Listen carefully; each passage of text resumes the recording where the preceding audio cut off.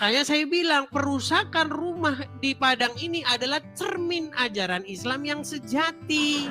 Sebenarnya Muhammad itu punya kebencian yang mendalam kepada Yahudi dan Kenapa orang-orang Yahudi dan Nasrani dibilang kafir? Karena mereka tidak percaya dengan Muhammad. Sesungguhnya yang berbakti, yang menyembah, yang memuja, yang memanggil orang mati, itu agama Islam. Angel tenan tuturanmu, angel tenan tuturan. Selamat datang di Diskusi Lintas Agama, ruang dialog damai antara Islam dan Kristen. Bersama Wayang Channel, kita mencari kebenaran, bukan kemenangan. Sekitar 5 menit yang lalu lah. 5 menit yang lalu. Oke, sudah tahu berita ini tentang perusakan rumah di Padang?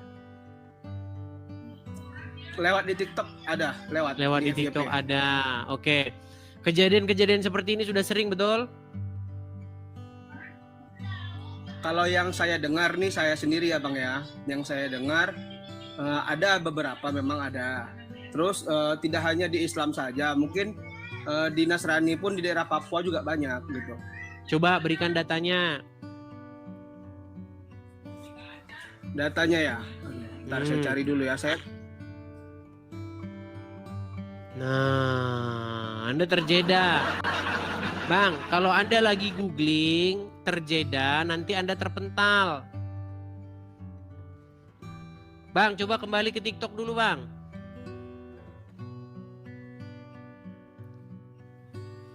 Kalau Anda tutup aplikasi di TikTok, Anda terjeda. Nanti Anda terpental sendiri otomatis.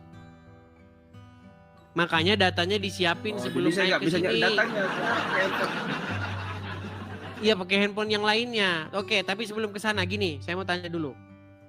Menurut Anda nih, orang Islam yang ngerusakin tempat-tempat peribadatan Kristen atau kegiatan-kegiatan agama Kristen, menurut Anda itu cerminan ajaran Islam yang sejati nggak? Enggak. Nekat yang nyata. Baik. Kalau Anda percaya kepada Muhammad, apa yang harus Anda lakukan ketika Anda berjumpa, berinteraksi dengan orang-orang kafir, orang-orang Yahudi, orang-orang Nasrani? Kalau saya pribadi ya Bang ya, ini saya Bukan pribadi saya ya. nggak ngomongin Anda pribadi Islam. ini gimana? Saya tidak tanya Anda, saya tanya menurut Muhammad. Ini orang bagaimana sih? Saya tidak tanya dirimu, karena dirimu itu bukan jadi panutan orang Islam.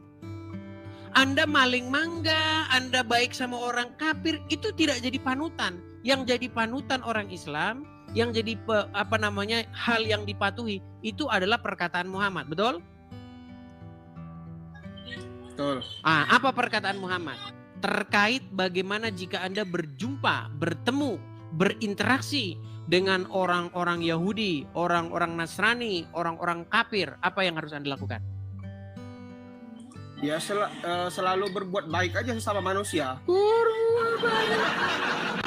Makanya saya bilang teman-teman, ini alasan seorang masih muslim. Baik, saya tunjukkan hadisnya. Kita harus terus-menerus mendengungkan hadis ini ya teman-teman ya. Saya balikan dulu Bang, supaya Anda tahu ajaran Muhammad. Selama ini Anda tidak pernah tahu Bang ajaran Muhammad, makanya Anda masih Islam. Nih, saya tunjukkan apa yang harus Anda perbuat jika Anda menjadi pengikut Muhammad yang sejati. Perhatikan. Saya tampilkan ya.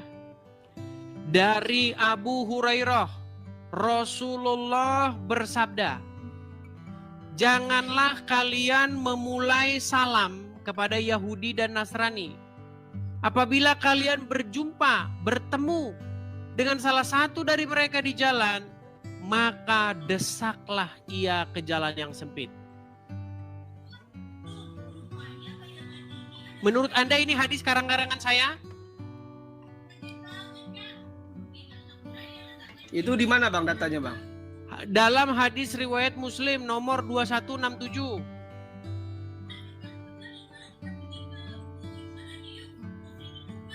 Sudah? Oke. Oke, ini hadis. Berarti kalau Anda berjumpa dengan orang kafir, orang Yahudi, orang Nasrani, Anda harus memepet mereka, mendesak mereka ke jalan yang sempit. Betul, setuju? Setuju. Ya setuju. Makanya orang Islam banyak yang jadi teroris. Nih, karena kalau ketemu Yahudi dan Nasrani didesak. Ini hadis, saya tunjukin yang di Quran. Perhatikan. Apa kata Al-Quran? Kita buka surat At-Taubah. Bentar ya. At-Taubah 29. Perhatikan. Apa yang harus kau lakukan jika bertemu dengan orang-orang kafir? Ini surat At-Taubah ya. Betul? Betul. Baik, saya bacakan. Perangilah orang-orang yang tidak beriman kepada Allah dan tidak pula terhadap hari kemudian. Dan mereka tidak mengharamkan apa yang diharamkan Allah dan Rasul-Nya. Dan tidak beragama dengan agama yang benar. Yaitu orang-orang yang diberikan Alkitab kepada mereka. Sampai mereka membayar jizyah dengan patuh. Sedang mereka dalam keadaan tunduk. Coba, betul nggak Anda disuruh memerangi orang-orang yang tidak beragama Islam? Tidak ada. Ini ayat Quran bukan?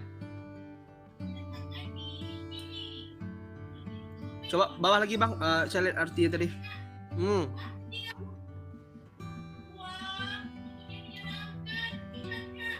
Terkejut dia teman-teman mendengar ayat-ayat Quran. Karena selama ini yang dibaca cuman A'udzubillahi minasyaitonirrajim. Amin. Artinya apa? Kagak tahu. Bang, selama ini Anda tidak pernah tahu ayat ini. Karena ketika Anda baca Quran, yang Anda baca Arabnya, Bang. Anda tidak pernah baca artinya. Ini baru satu, saya tambahin lagi, Bang. Saya tambahin lagi. Dalam surat Al-Fat, yang mudah-mudah saja ya. Perhatikan, surat Al-Fat ayat 29. Nih Bang ya, saya buka nih. Tafsir, nih. Surat Al-Fat 29 ya. Kita tampilkan. Apa di sini dikatakan? Muhammad itu adalah utusan Allah. Dan orang-orang yang bersama dengan dia, bersama dengan Muhammad, adalah keras terhadap orang-orang kafir, tetapi berkasih sayang sesama mereka. Jadi kalian harus keras sama orang kafir, berkasih sayangnya sesama muslim. Kalau sesama muslim, kalian harus saling berkasih sayang. Kalau sama orang kafir, keras. Hendaklah kalian mendapati sikap keras dan permusuhan kepada orang kafir ini. Jadi Bang, sebenarnya wajah Anda kalau bertemu dengan orang Yahudi, orang Nasrani, nah persis yang pakai topi dan kaos hitam ini. Berbeda ya Bang. Kok berbeda? Berbeda lah. Loh, bukankah Al-Quran mewajibkan Anda untuk bersifat keras, bersifat memusuhi orang-orang yang tidak seakidah, yang bukan muslim? Saya tidak kalau saya pribadi ya sih saya ambil yang baiknya. Berarti itu jelek ajaran itu tadi? Enggak jelek. Gimana? Katanya ambil yang baiknya. Kata-kata ambil yang baiknya berarti itu adalah menyimpulkan bahwa yang tadi itu yang jeleknya. Dari sudut pandang mana dulu? Kita kan nggak tahu permasalahannya. Oke, sekarang saya tanya, kalau Anda bertemu dengan orang Yahudi dan Nasrani, suruh pepet, suruh perangi, suruh bersifat keras kepada orang-orang non-muslim, menurut Anda sifat itu baik nggak? Enggak, saya bilang. Saya nggak pernah mepet. Sekarang gini, saya tanya sama Abang ya. Saya tanya Anda pernah atau tidak?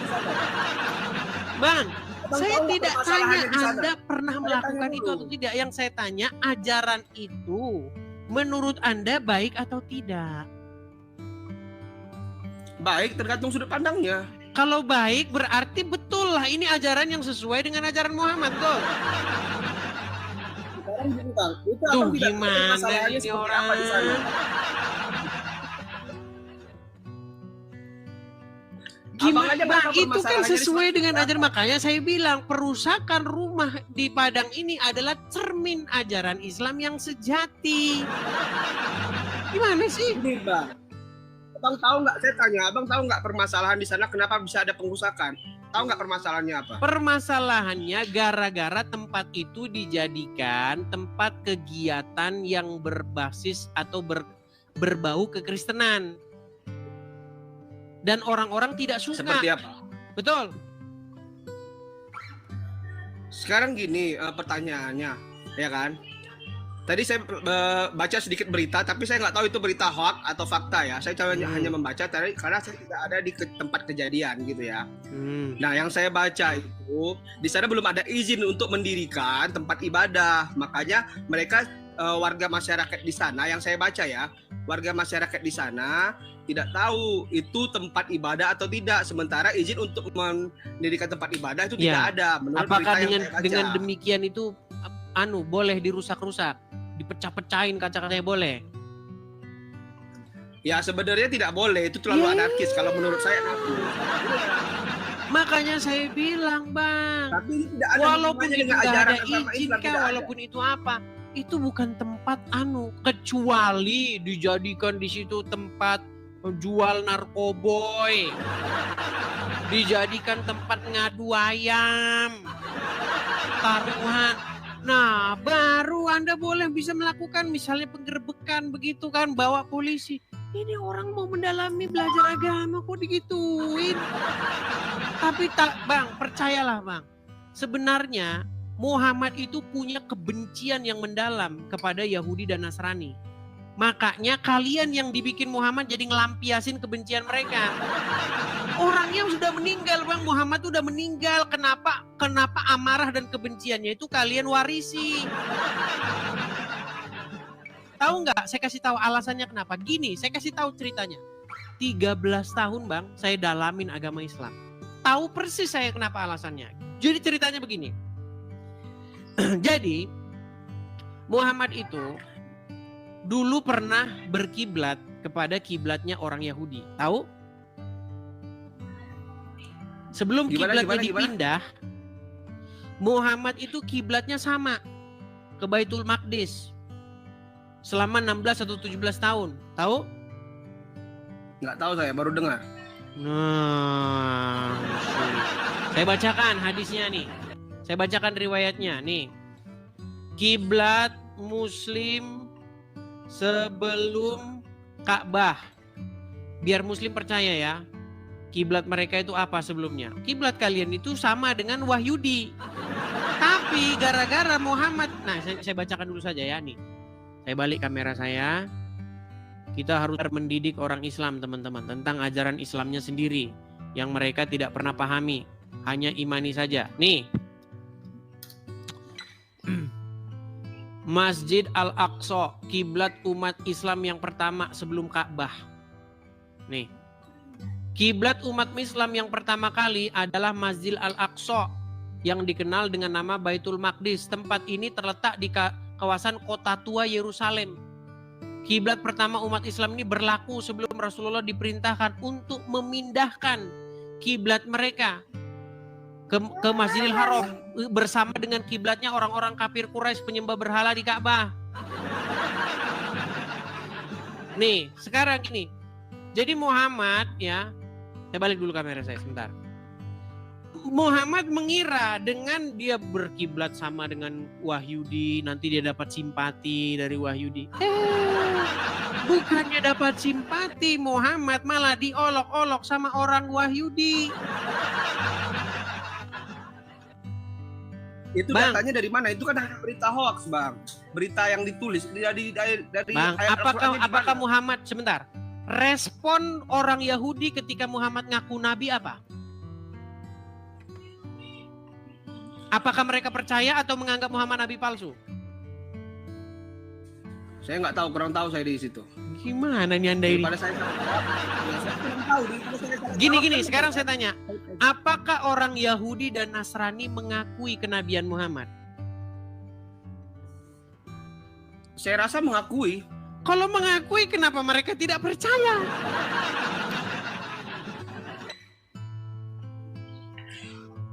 Kenapa orang-orang Yahudi dan Nasrani dibilang kafir? Karena mereka tidak percaya dengan Muhammad. Gimana sih Anda ini? Nah, karena gini, tadinya Ka'bah itu kan tempat penyembahan berhala. Tahu nggak Ka'bah itu tempat penyembahan berhala tadinya di zaman Muhammad? Nggak tahu. Nggak tahu juga. Baik nih. Saya tampilkan tulisan-tulisan sumber-sumber Islamnya ya, nih ya. Ka'bah zaman. Nih, perhatikan ya. Dulu Ka'bah itu di zaman Muhammad adalah tempat penyembahan berhala. Nih. Perhatikan. Saya tampilkan kebalikannya dulu. Nih. Ini Bang ya sumbernya ya. Kalau Anda klik di Google ya. Nih, perhatikan. Nih, Kolbu Group Indonesia. Ini sumber Muslim. Ka'bah pernah dikelilingi 360 patung berhala. Nih, sebelum datangnya Islam, wilayah Arab pra-Islam dikenal dengan zaman jahiliyah. Sebelum sebuah masa di mana masa yang dipenuhi dengan penyimpangan akidah dan kebodohan spiritual. Pada masa itu, Ka'bah yang mulia yang dibangun oleh Nabi Ibrahim dan Ismail sebagai pusat ibadah kepada Allah dan seterusnya, diselewengkan fungsinya. Yang harusnya menjadi pusat tauhid justru berubah menjadi tempat penyembahan berhala. Diriwayatkan dalam banyak sumber sejarah, termasuk para sejarawan Islam seperti Ibnu Ishaq, Ibnu Katsir, bahwa Ka'bah pernah dikelilingi oleh 360 patung berhala, mewakili jumlah hari dalam 1 tahun kalender Komariah. Setiap suku Arab memiliki sesembahan masing-masing. Diletakkan ya di ini. Jadi Ka'bah itu tempat penyembahan berhala, dan Muhammad ketika dia baru-baru jadi nabi, dia nggak mau meletakkan kiblatnya di sini karena dia tahu ini tempat penyembahan berhala. Dia bikin kiblatnya ke Yerusalem sama dengan Yahudi. Tapi sama Yahudi ditolak mentah-mentah. Setelah itu dipindahkanlah kiblatnya bersama-sama dengan kiblat para penyembah berhala. Nah, karena kebencian Muhammad yang begitu rupa kepada Yahudi, kenapa kalian sekarang masih mewarisi kebencian itu? Saya boleh tanya nggak Bang? Apa itu? Kalau orang Kristen itu nyembah apa? Nah, balik lagi ke sini. Nyembah manusia bukan? Balik Manusia lagi nyembah ke manusia. sini, balik lagi. Bang, tema itu sudah kita bahas lama Bang. Sebulan lamanya saya bahas itu Bang. Bagaimana orang Islam itu menyembah Muhammad, mempertuhan Muhammad. Nggak ada, kita tidak mempertuhankan Muhammad. Muhammad itu hanya panutan. Oke, sepintas nih, Tapi sepintas. panutan. Bang, abang pernah lihat Kita tidak orang menyembah. Kristen ke gereja? Pernah. Oke, di gereja orang Kristen berseru-seru kepada Yesus, betul nggak? Kalau di dalam saya kurang tahu. Yang pasti di dalam itu pasti bernyanyi. Iya, nyanyi-nyanyi, ya Yesus, begitu, betul nggak? Iya. Jingkrak, betul nggak? Saya nggak tahu. Di dalam saya nggak tahu karena saya belum pernah melihat orang secara langsung ibadah di dalam gereja, Oke, belum pernah. baik. Jadi Bang, ketika Anda punya teman, punya tetangga, atau melihat orang Kristen lagi di gereja, nyanyi-nyanyi, manggil-manggil Yesus, begitu berseru-seru kepada Yesus, betul nggak Bang? Anda bilang, lagi nyembah Tuhannya.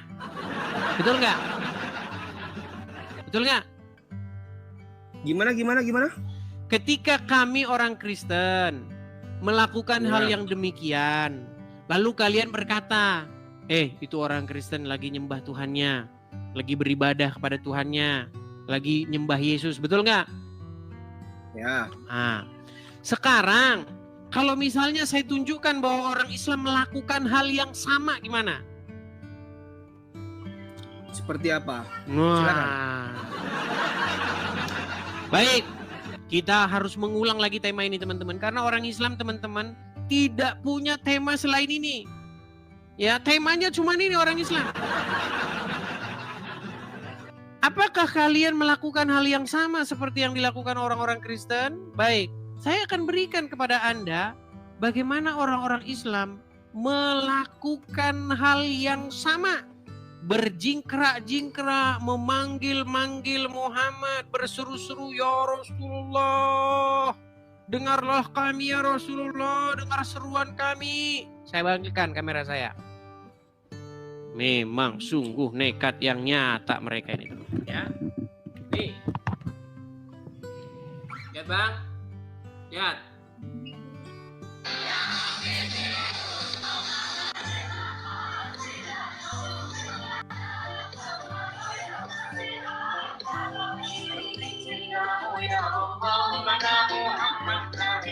Ampunilah dosaku, wujudkan harapanku ya.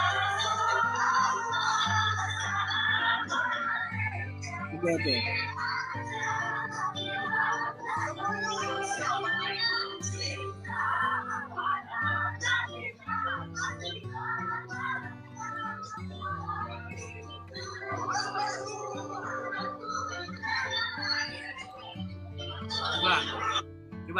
Coba saya tanya sama Anda, Bang. Benarkah di sini umat Muslim sedang berseru-seru kepada Muhammad, sebagaimana orang Kristen berseru-seru kepada Yesus?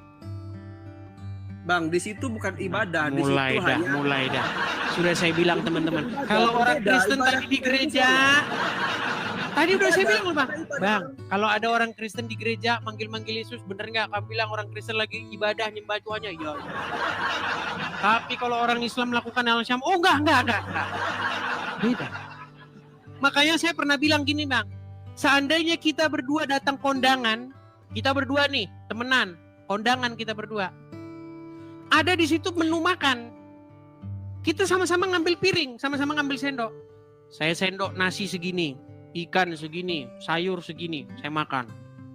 Anda bilang begini, Kristen makannya banyak. Anda melakukan hal yang sama, sebentar, Anda lakukan hal yang sama. Anda ambil nasi segini, sayur segini, ikan segini. Terus Anda makan. Ketika saya bilang begini, Islam makannya banyak. Oh beda.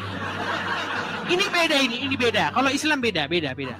Nyambung Bang. Kok nggak nyambung? Gimana? Nggak nyambung, dari mana nyambung?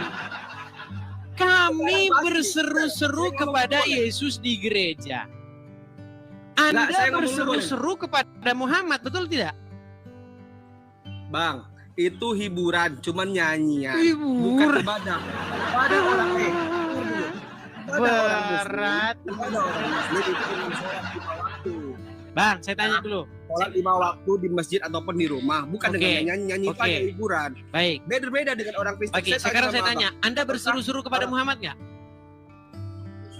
Itu sholawat Bang, berbeda, berseru-seru Ya, beda. sholawat itu bahasa apa sih? Bahasa apa sholawat itu?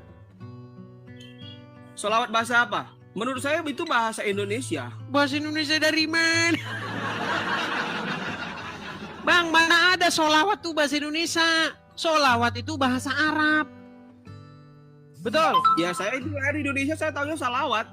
Iya, Saya kenapa ngerti tidak diterjemahin? Karena kalian takut ketahuan penyembah Muhammad. Coba, sholawat itu kata dasarnya sama, sholat, sholawat, salat itu sholat. Nih, sholat gitu, gini.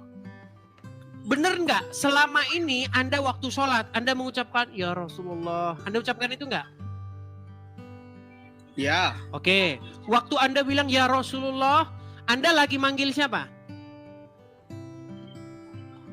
Ya Rasulullah ya manggil Rasul. Oke, Muhammad, betul?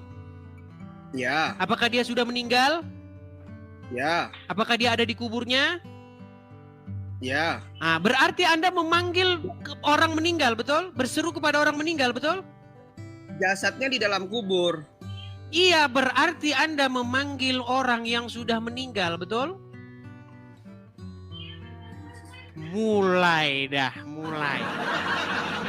Bang, makanya Bang, sesungguhnya yang berbakti, yang menyembah, yang memuja, yang memanggil orang mati, itu agama Islam. Kalau kami berseru-seru kepada Yesus, ya Yesus, Tidak ada orang Kristen yang percaya bahwa Yesus sampai sekarang di kuburan, nggak ada. Coba sebutin siapa orang Kristen yang sampai sekarang percaya Yesus di kuburan? Enggak. Yesus di dalam iman kekristenan tuh bangkit. Dia hidup. Makanya ketika kami berseru kepada Yesus, kami tidak berseru kepada orang mati di kuburan. Sedangkan kalian, ya Rasulullah. Yesus mati di tiang salib, Bang. Ya Rasulullah. Ya Rasulullah. Betul tidak? Kan? Ditanya.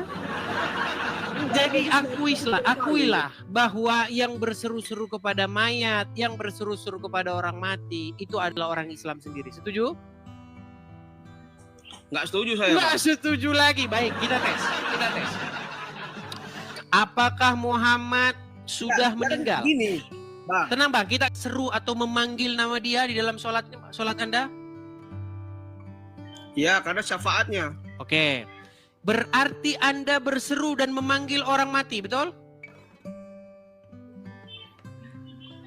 Berseru. Enggak, kita nggak berseru, Bang. Nah, mulai dah angel tenan tuturanmu. Angel tenan tuturan. Nah ini susah nih ngomong orang Islam nih. Jadi sebenarnya yang memanggil orang meninggal, yang berseru-seru kepada orang meninggal, yang nyanyi-nyanyi jingkrak-jingkrak kepada orang meninggal itu kalian. Seandainya Yesus masih di kuburan, maka saya orang yang pertama yang akan mengakui kami berbakti menyembah orang mati. Kami tidak berbakti, kami tidak mengikuti orang mati, kami tidak menyembah, memuliakan, memuji-muji orang mati. Gitu loh. Kami tidak menyembah orang mati, kayak bilang. Tadi kalau orang Kristen di gereja berseru-seru kepada Yesus, memanggil-manggil nama Yesus. Itu. Lagi ngapain itu, Bang? Lagi nyembah Yesus. Ada di gereja. Gimana sih? Ibadahnya seperti berbeda sama dengan orang Muslim. Orang Muslim tadi kan bukan nyanyian. Sholatnya kan. Ini nyanyian bukan ini? Sholatnya seperti sholat. Coba ini nyanyian. Kalau orang Nasrani kan harus nyanyi. Itu kuburan bisa bilang. Itu bukan ibadah, Kan? Sholawat. Ketika ada orang Kristen nyanyi-nyanyi, orang Islam akan mengejek. Lihat tuh, orang Kristen tuh ibadahnya nyanyi-nyanyi. Seminggu sekali. Udah ibadahnya seminggu sekali, ibadahnya nyanyi-nyanyi, jingkrak-jingkrak. Tapi kalau orang Muslim nyanyi-nyanyi, jingkrak-jingkrak, oh bukan. Beda. Kalian itu standar ganda, Bang. Kalian itu menggunakan standar ganda, itu masalahnya. Standar ganda seperti apa? Ketika seorang melakukan hal yang sama, dilakukan oleh umat Muslim hal tersebut yang sama itu, maka definisinya berbeda. Contoh, ini gelas. Ini ada air putih di dalamnya. Ini Kristen ngambil angkat gelas gini. Disebut apa itu? Bang? Gimana? Ini ada gelas, ada air minum. Saya gini. Itu disebut apa perbuatan yang baru saya lakukan tadi? Ya perbuatannya mau minum. Minum. Ya. Nah kalau orang Kristen itu namanya minum. Kalau orang Islam bukan. Itu bukan minum. Kalau orang Islam namanya bukan minum. Itu yang kalian lakukan itu. Jadi apa namanya? Ya kalian ngarang sendiri pokoknya bukan minum itu beda. Namanya itu itu namanya. Gimana? Kalian selalu ngelis. Giliran kami jingkrak-jingkrak di gereja, nyanyi-nyanyi di gereja, berseru-seru pada Yesus. Lihat tuh ibadah mereka itu, jingkrak-jingkrak. Seminggu sekali. Giliran kamu jingkrak-jingkrak. Aduh. Coba Bang, di dalam tahiyat Anda bilang begini enggak? Ya ayyuhallazina ya ayyuhan nabiyyu assalamu alayka ya ayyuhan nabiyyu. Betul enggak? Dalam tahiyat enggak? Coba baca tahiyat awal atau tahiyat akhir, coba.